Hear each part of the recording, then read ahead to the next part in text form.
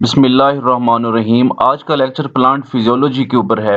Plant physiology के अंदर plant के अंदर होने वाले जितने भी मेटाबॉलिक प्रोसेस हैं या आप उसको मेटाबॉलिज्म कहते हैं सिंपली, उनके बारे में हमने स्टडी करना है।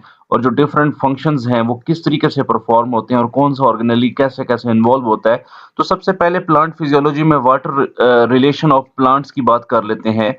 वाटर रिलेशन चूंकि प्लांट के अंदर बहुत ज़्यादा एक सिग्निफिकेंस है इसकी, क्योंकि डिफ्यूजन का प्रोसेस हो, एक्टिव ट्रांसपोर्ट का प्रोसेस हो और इसके अलावा फैसिलिटेटेड डिफ्यूजन हो, ये प्लांट के लिए बहुत ज़्यादा नेसेसरी मैकेनिज्म कंसिडर किए जाते हैं।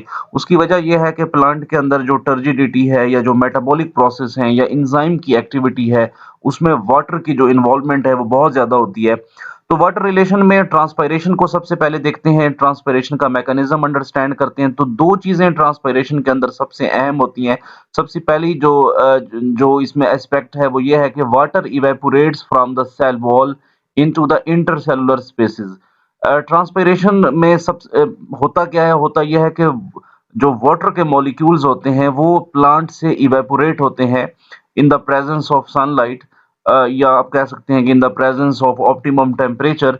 तो इसमें जो है ना दो स्टेजेस इन्वॉल्व हैं। सबसे पहले वाटर सेल से बाहर निकलेगा, सेल वॉल से को क्रॉस करता हुआ सेल्स के दरमियान जो स्पेस है जिसको इंटरसेलुलर स्पेस कहते हैं, वहां पर जाकर इक्यूमुलेट होगा। यानी कि सेल से वाटर बाहर निकला थ्रू सेल वॉल और वो कहां पर आया, इंटरसेलुलर स्पेसेस में। देन इंटरसेलुलर स्पेसेस से वो फिर एटमॉस्फेयर के अंदर एंटर हो जाएगा। ये है आपके पास ट्रांसपिरेशन। सो इसमें दो स्टेजेस इन्वॉल्व हैं। पहली स्टेज में क्या होता है कि वाटर इवेपोरेट करता है from the cell wall into the intercellular spaces, and in next stage क्या होगा कि डिफ्यूजन के प्रोसेस के जरिए जो पानी इंटरसेलुलर स्पेसेस के अंदर मॉलिक्यूल्स की सूरत में या वेपर्स की सूरत में मौजूद होगा, वो एटमॉस्फेयर के अंदर रिलीज हो जाएगा। अब इसमें जो ट्रांसपायरेशन है इसकी डिफरेंट टाइप्स हैं। सबसे पहली वैसे इसकी तीन जो है ना बड़ी अहम टाइप्स हैं, और उसमें जो पहली टाइप है वो है लेंटिक्यूलर transpiration. Water loss through the lenticels present in woody stem and fruits. Water का जो लॉस है ये एक ओपनिंग्स होती हैं जो कि स्टेम के अंदर मौजूद होती हैं, इवन के फ्रूट्स के ऊपर भी जो है ना ये प्रेजेंट होती हैं। यहाँ से वाटर की ट्रांसपायरेशन होती है, वाटर की इवेपोरेशन होती है। सो इसको हम लेंटिकुलर ट्रांसपायरेशन का नाम देते हैं। इसके अलावा जो बार्क होती है, स्टेम की जो बार्क है, उसमें स्मॉल पोर्स होते हैं which are filled with loosely arranged cell, जिनको कॉम्प्लीमेंट्री सेल्स कहते हैं। यानी कि ये जो पोर्स हैं जिनको लेंटिसेल्स हम कह रहे हैं, इनमें कॉम्प्लीमेंट्री सेल्स पाए जाते हैं जिनकी जो अरेंजमेंट होती है वो लूजली अरेंज्ड होते हैं। अरेंजमेंट उनकी कॉम्पैक्ट नहीं होती, और उनके जो सेल्स होते हैं वो टाइटली बाउंड नहीं होते। उनके दरमियान में कुछ स्पेसेस एग्जिस्ट करती हैं, कुछ पोर्स एग्जिस्ट करते हैं, जहां से वाटर को जो है ना ट्रांसफर होने का या वाटर को इवेपोरेट होने का एक पैसेज वे जो है ना वो मिल जाता है। इसको कहते हैं लेंटिकुलर ट्रांसपायरेशन। दूसरी जो ट्रांसपायरेशन है वो हमारे पास कहलाती है क्यूटिकुलर ट्रांसपायरेशन। क्यूटिकुलर ट्रांसपायरेशन में क्या होता है कि loss of water through cuticles, cuticles के रास्ते जो है ना वाटर का जो लॉस है वो क्यूटिकुलर ट्रांसपायरेशन कहलाता है। क्यूटिकल्स क्या चीज है, it is a wax like covering on epidermis. Epidermis के ऊपर एक वैक्स लाइक कवरिंग होती है जो कि क्यूटिकल कहलाती है। और क्यूटिकुलर ट्रांसपायरेशन 20%, टोटल ट्रांसपायरेशन का जो 20% जो प्रोपोर्शन है वो क्यूटिकुलर ट्रांसपायरेशन के जरिए होता है। उसके बाद सबसे अहम जो ट्रांसपायरेशन का पैसेज वे है वो है स्ट्रोमेटल ट्रांसपायरेशन। स्ट्रोमेटा क्या होते हैं, they are small pores. Epidermis के ऊपर पाए जाने वाले छोटे छोटे पोर्स होते हैं, छोटी छोटी ओपनिंग होती हैं। These openings are regulated by guard cells. तो ये जो ओपनिंग है ये गार्ड सेल्स क्या करता है, रेगुलेट करता है, और गार्ड सेल्स के अंदर फिर वही बात वाटर रिलेशन आ जाता है। यानी कि टर्जिडिटी इसमें काफी ज्यादा जो है ना वो कंसर्न करती है गार्ड सेल्स की, जो है ना गार्ड सेल के अंदर रिजिडिटी को और इसके अलावा लॉस ऑफ वाटर को। तो दोनों सिचुएशन के अंदर जो है ना स्टोमेटा की जो ओपनिंग है वो वाटर के साथ लिंक होती है।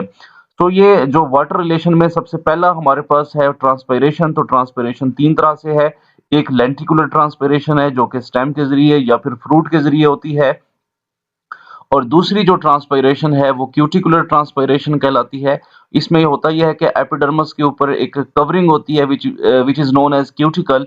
तो क्यूटिकल के रास्ते जो है ना वाटर की ट्रांसपिरेशन, वाटर की इवेपोरेशन, क्यूटिकुलर ट्रांसपिरेशन और 20% जो टोटल ट्रांसपिरेशन है वो क्यूटिकल्स के ज़रिए होती है और 80 टू 90% जो ट्रांसपिरेशन है वो हमारे पास स्टोमेटल ट्रांसपिरेशन होती है, स्टोमेटा के ज़रिए होती है। उसके बाद है हम थोड़ा-सा फिजियोलॉजी देख लेते हैं स्टोमेटा की एनाटॉमी भी देख लेते हैं और इसकी फिजियोलॉजी तो हमने इसमें देख ली। इसके साथ-साथ हम इसमें एनाटॉमी को भी समझते हैं। तो स्टोमेटा बेसिकली क्या है? ये एक माइन्यूट पोर्स होते हैं जिनको गार्ड सेल्स रेगुलेट करते हैं। डाइकोट्स की बात करें तो डाइकोट्स के अंदर guard cells are in bean shaped. इनकी जो शेप होती है, इनकी जो फिजिकल अपीयरेंस है, डाइकोट्स और मोनोकोट्स में जो डिफरेंस है गार्ड सेल्स का, वो इसकी फिजिकल अपीयरेंस के ऊपर होता है। डाइकोट्स के अंदर जो गार्ड सेल्स पाए जाते हैं उनकी फिजिकल अपीयरेंस बीन शेप्ड होती है और मोनोकोट्स के अंदर जो पाए जाने वाले गार्ड सेल्स हैं वो डम्ब बेल शेप्ड होते हैं। आगे मैं आपको डायग्राम में भी इसको जो है ना मज़ीद दिखाऊँगा। इसके अलावा गार्ड सेल्स के अलावा स्टोमेटल अपरेटस की बात करें तो उसमें हमारे पास सब्सिडरी सेल्स भी पाए जाते हैं जो कि गार्ड सेल्स को सराउंड करते हैं। ये देखिएगा कि ये स्टोमेटा है। स्टोमेटा बेसिकली क्या है? स्टोमेटा के अंदर जो है ना पोर होते हैं जिसको हम जिस जो कि हमारे पास स्टोमा कहलाता है। तो ये एक पोर है और इसके साथ ये गार्ड सेल्स आपको दिखाई दे रहे होंगे और यहाँ पर स्टोमेटा जो है ना वो ओपन कंडीशन के अंदर मौजूद है और यहाँ पर स्टोमेटा क्लोज़ कंडीशन में है। तो इसमें हो क्या रहा है कि जो मूवमेंट है वो गार्ड सेल्स की ही रेगुलेट कर रही है स्टोमेटा की ओपनिंग को, स्टोमेटा की क्लोजिंग को। इसके अलावा स्टोमेटा के अंदर क्लोरोप्लास्ट भी पाया जाता है, वैक्यूल्स भी है और न्यूक्लियस भी इसके अंदर एग्जिस्ट करता है। इट मीन्स के ये जो गार्ड सेल्स हैं ये फोटोसिंथेसिस के अंदर भी इन्वॉल्व होते हैं। उसके बाद हैं टाइप्स ऑफ स्टोमेटा। स्टोमेटा की टाइप्स की बात करें तो ये 3 चीज़ों की को बुनियाद बनाते हुए ये 3 हमारे पास फैक्टर्स हैं। एक तो है subsidiary cells, number of subsidiary cells को बेस बनाते हैं। दूसरा इसमें जो है ना अरेंजमेंट जो गार्ड सेल्स की होती है और सब्सिडियरी सेल्स की, इसको बेस बनाते हुए स्टोमेटा को डिफरेंट टाइप्स के अंदर डिवाइड किया गया है। सबसे पहले जो हमारे पास स्टोमेटा हैं, ये जो उनकी क्लास है, वो एनोमोसाइटिक कहलाती है। एनोमोसाइटिक में ये होता है कि subsidiary cells are irregularly shaped. इसमें subsidiary cells which are attached with guard cells, जो कि गार्ड सेल्स के साथ अटैच होते हैं, वो एनोमोसाइटिक के अंदर इर्रेगुलरली शेप्ड होते हैं। इसी तरीके से dear students, guard cells are surrounded by mix of subsidiary as well as epidermal cell. Anomocytic के अंदर एक तो इरेगुलरली शेप्ड होंगे और दूसरी बात यह है कि इसमें जो है ना दोनों सब्सिडियरी सेल्स भी एग्जिस्ट करते हैं और एपिडर्मल सेल्स का मिक्सचर जो है ना वो गार्ड सेल्स के साथ एसोसिएटेड होता है, जिसको हम एनोमोसाइटिक स्टोमेटा कहते हैं। उसके बाद जो दूसरी टाइप है वो है anisocytic stomata. It has 3 subsidiary cells. इनमें 3 सब्सिडियरी सेल्स पाए जाते हैं, अनइक्वल इन साइज होते हैं और it is also known as cruciferous stomata. इसको हम क्रूसीफेरस स्टोमेटा का नाम भी देते हैं। ये एन आइसोसाइटिक हैं। तो इसमें जो मेजर डिफरेंस आ रहा है वो सब्सिडियरी सेल्स की के नंबर का आ रहा है। इसके अलावा सब्सिडियरी सेल्स की जो गार्ड सेल्स के साथ जो अरेंजमेंट है, जो पोजीशन है, उसका जो है ना इसमें मेजर डिफरेंस आ रहा है। उसके बाद है तीसरी जो टाइप है वो है parasitic stomata. Parasitic stomata 2 specific subsidiary cells are present और इनकी जो गार्ड सेल्स के साथ जो अरेंजमेंट है वो पैरेलल है। सो ये पैरासाइटिक पैरासाइटिक में arrangement with guard cells subsidiary cells की वो पैरेलल होगी। They are also known as rubiaceous stomata. इसको हम रूबिशियस स्टोमेटा भी कहते हैं। उसके बाद जो नेक्स्ट टाइप है वो है डायसाइटिक स्टोमेटा। इसमें 2 सब्सिडियरी सेल्स पाए जाते हैं, लेकिन इनकी जो अरेंजमेंट होती है वो गार्ड सेल से परपेंडिकुलर होती है। इसको क्रियोफिलस भी कहते हैं। तो आपने ये देखा, ये डायसाइटिक के अंदर जो सब्सिडियरी सेल्स हैं वो गार्ड सेल्स की के साथ उनकी जो अरेंजमेंट है वो परपेंडिकुलर है। लेकिन पैरासाइटिक की बात कर रहे हैं तो वहां पर गार्ड सेल्स की और सब्सिडियरी सेल्स की जो अरेंजमेंट है वो पैरेलल होती है। तो ये परपेंडिकुलर और वो पैरेलल। उसके बाद जो लास्ट टाइप है वो है ग्रेमिनस स्टोमेटा। ग्रेमिनस में जो शेप होती है गार्ड सेल की वो डम्ब-बेल होती है और इसके अलावा उनकी तादाद जो है ना वो 2 होती है और सब्सिडियरी सेल्स भी इसमें 2 पाए जाते हैं।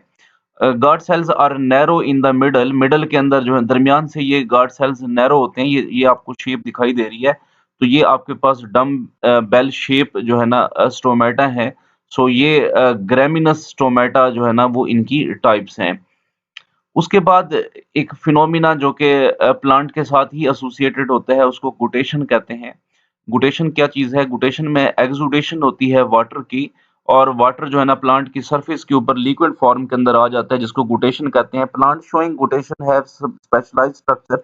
इनमें जो है ना एक स्पेशलाइज्ड स्ट्रक्चर पाए जाते हैं जिनको हेडाथोड्स कहते हैं।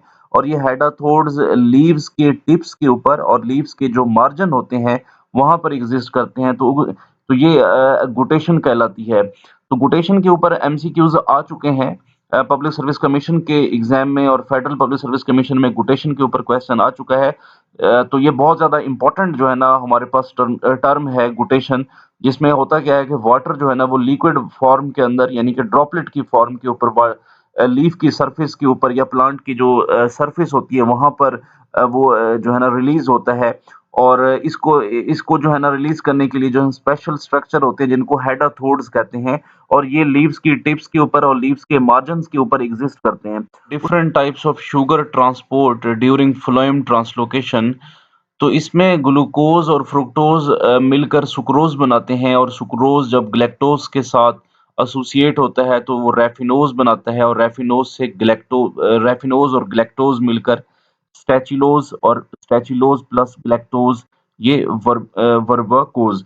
तो बेसिकली ये शुगर के मॉलिक्यूल्स हैं जो फ्लोएम के अंदर ट्रांसपोर्ट होते हैं। और याद रखिएगा कि जो फ्लोएम के अंदर ट्रांसपोर्टेशन का मैकेनिज्म है वो सोर्स से सिंक की तरफ होता है, यानी कि सोर्स के अंदर शुगर के मॉलिक्यूल्स डेवलप होते हैं और उनकी कंसंट्रेशन वहां पर हाई होती है, और वहां से जो है ना मॉलिक्यूल्स जो है ना वो सिंक की तरफ ट्रांसपोर्ट होते हैं। उसके बाद है फोटोसिंथेसिस। फिजियोलॉजी के अंदर ये भी बहुत ज़्यादा इम्पोर्टेंट है, समझा जाता है photosynthesis. Photosynthesis basically autotrophic plants का, इसके अलावा जितने भी ऑटोट्रॉफिक ऑर्गेनिजम्स हैं इंक्लूडिंग एल्गी, उनका एक बहुत ही फैसिनेटिंग फीचर कंसीडर किया जाता है, जिसमें प्लांट या फिर एल्गी अपनी खुराक तैयार करते हैं इन द प्रेजेंस ऑफ लाइट। इसमें मेजर जो कंपोनेंट्स हैं मैकेनिज्म की हम बात कर लेते हैं, क्योंकि फोटोसिंथेसिस के लिए कुछ रिक्वायरमेंट्स होती हैं। उसमें सबसे पहली जो है ना वो आपके पास क्लोरोफिल का होना है, और there are 7 types of chlorophyll. Chlorophyll की 7 डिफरेंट टाइप्स हैं जो कि फोटोसिंथेटिक ऑर्गेनिजम्स के अंदर पाई जाती हैं। क्लोरोफिल ए है, बी है, सी, डी, ई, इसके अलावा बैक्टीरियो क्लोरोफिल और बैक्टीरियो विरिडिनी। तो क्लोरोफिल एक ऐसा मॉलिक्यूल है जिसके 2 पोर्शन होते हैं, 2 इसके पार्ट होते हैं, एक हेड है और दूसरा इसका टेल होता है। हेड के अंदर मैग्नीशियम पाई जाती है, और उसके साथ जो लिपोफिलिक फाइटोल एक टेल होती है। और ये टेल जो है ना क्लोरोफिल को थैलाकोइड मेम्ब्रेन के साथ अटैचमेंट करवाने में बड़ा हेल्प करती है।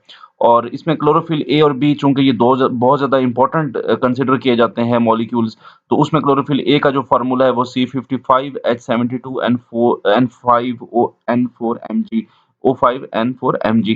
तो ये आपके पास क्लोरोफिल ए का फार्मूला है, और ये आपके पास क्लोरोफिल बी का फार्मूला है। तो ये भी एमसीक्यूज के हवाले से बहुत ज़्यादा इंपॉर्टेंट है।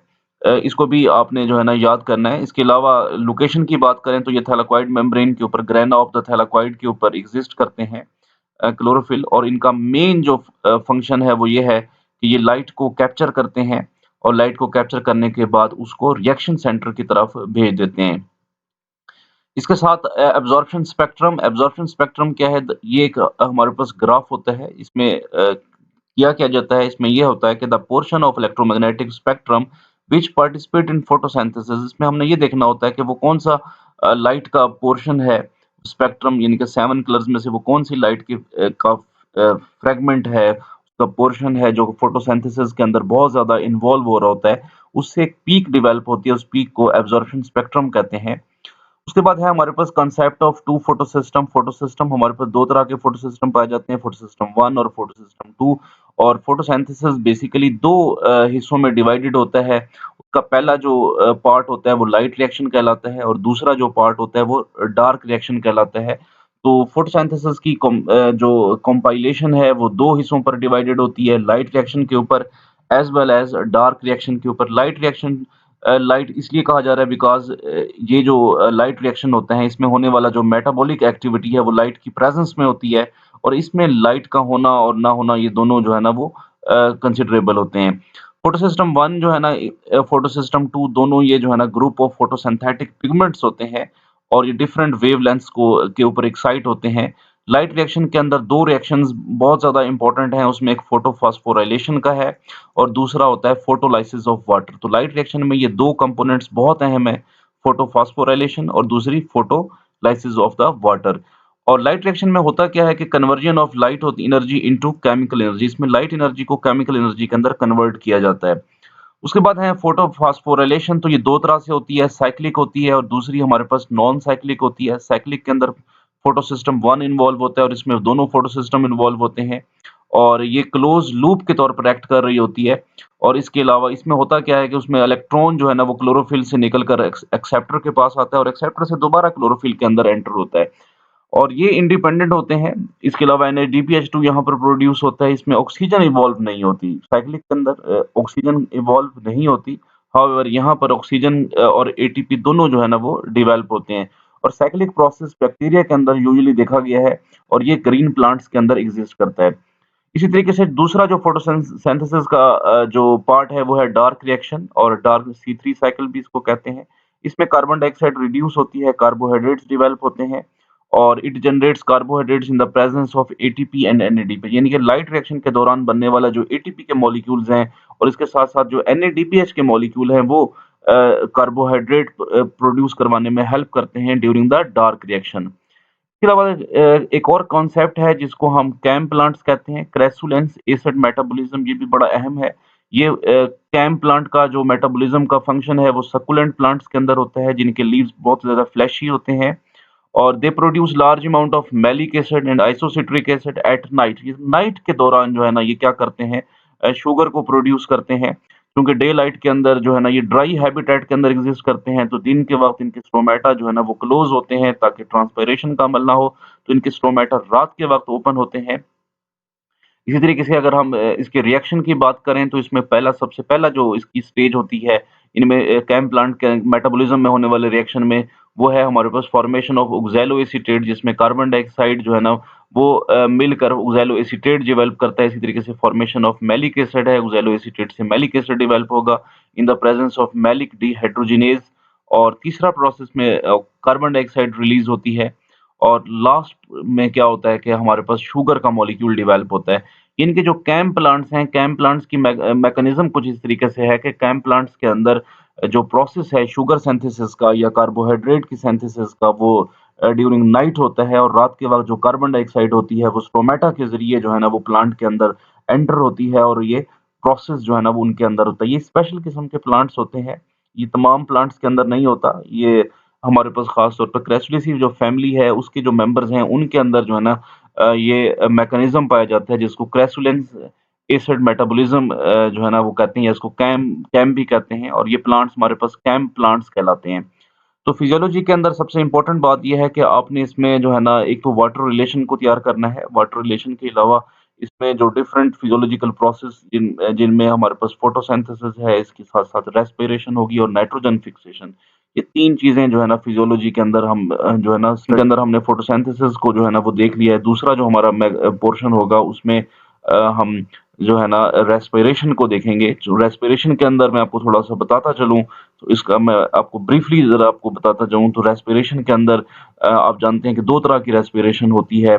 एक हमारे पास जो है ना एरोबिक और दूसरी एनारोबिक होगी और इसमें अगर हम एरोबिक की बात करें तो उसमें ग्लाइकोलाइसिस का प्रोसेस होगा, ग्लाइकोलाइसिस के साथ-साथ क्रेब्स साइकिल होगा और फिर इलेक्ट्रॉन ट्रांसपोर्ट चेन होगी। बेसिकली रेस्पिरेशन के प्रोसेस के दौरान एनर्जी रिच मॉलिक्यूल्स जो है ना वो हमारे पास डेवलप होते हैं, वो बनते हैं जो कि प्लांट अपनी डिफरेंट एक्टिविटीज़ के लिए उनको इस्तेमाल करता है। फ्रूट फॉर्मेशन के लिए एनर्जी को डेवलप करवाता है, उसको स्टोर करवाता है। तो डिफरेंट जो एनर्जी के मॉलिक्यूल्स की प्रोडक्शन है वो रेस्पिरेशन के ज़रिए होती है। तो ये भी प्लांट फिजियोलॉजी में बहुत ज़्यादा इम्पोर्टेंस का हामिल जो है ना वो कंसीडर किया जाता है।